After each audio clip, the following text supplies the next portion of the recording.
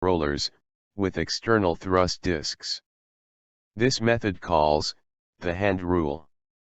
In this shape, middle finger, sense of roller rotation.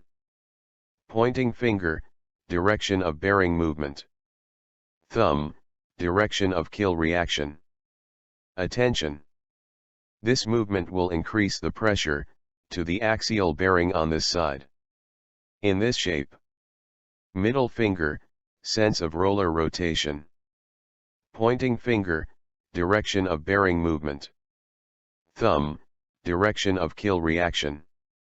In general, right hand for right bearing, left hand for left bearing.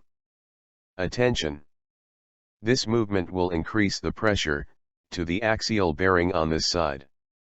Attention. In general, the uphill side thrust disc should be in contact. Prior to any adjustment of a roller bearing, the condition of the roller shafts has to be checked regarding grooves. In case of grooves on the roller shaft, adjustments or skewing should not be carried out. Further, the position of the thrust disc has to be checked so that the adjustments do not rollers